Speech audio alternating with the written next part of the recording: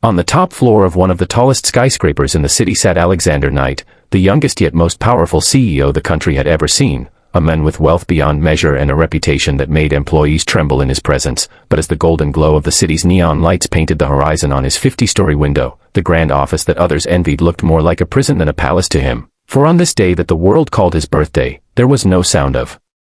laughter, no warmth of family, no friends to share his success, just a large untouched cake delivered by his secretary sitting lonely on the mahogany table as he stared at it with an emptiness that not even billions could fill, his life a hollow empire built on sacrifices and betrayals that left him with no one to call his own. And as the clock ticked closer to midnight, his heart whispered a truth he never wanted to admit.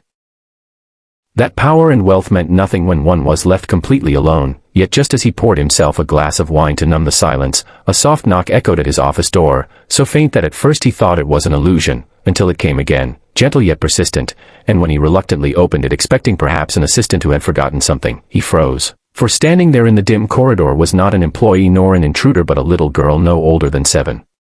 Wearing a faded pink dress with tiny patches, her hair tied in 2 messy braids, holding a paper plate with a slice of chocolate cake, her innocent eyes meeting his cold, tired gaze, and before he could even find words she looked up with a shy but warm smile and said in the sweetest voice, "I saved you some cake, mister. You looked lonely." Words so simple yet piercing through his guarded soul like sunlight breaking through storm clouds, leaving Alexander utterly speechless, and as he tried to comprehend how a child had wandered into the most secured floor of his empire, she walked inside casually, her small feet echoing on the marble as if she belonged there, setting the plate gently on his desk and looking around the lavish office with wide eyes not of greed but of wonder, asking innocently why he had such a big cake but no one to share it with, a question that hit deeper than any boardroom negotiation, because in her words lay the mirror of his reality, and instead of sending her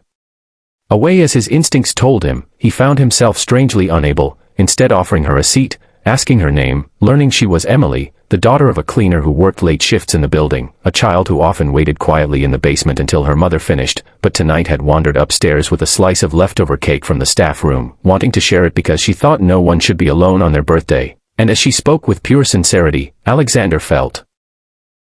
emotions he hadn't allowed himself in years, nostalgia, warmth, even a fragile kind of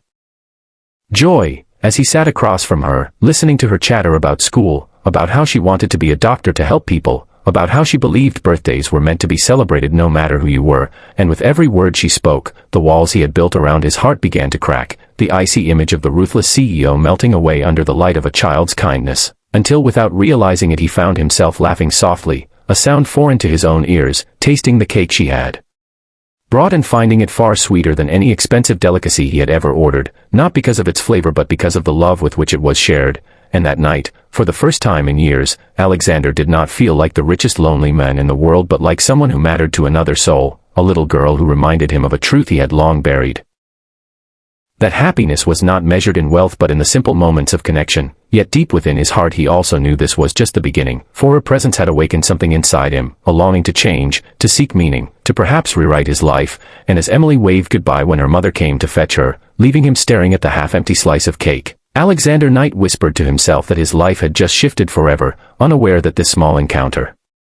would spiral into events that neither he nor Emily could have imagined, events that would test loyalty, expose secrets, and ultimately show the world that even the coldest hearts could be healed by the smallest act of kindness. And as the city lights flickered below and midnight finally struck, Alexander blew out a candle on the untouched cake with a silent wish he dared not speak aloud, that tomorrow he would not be alone again.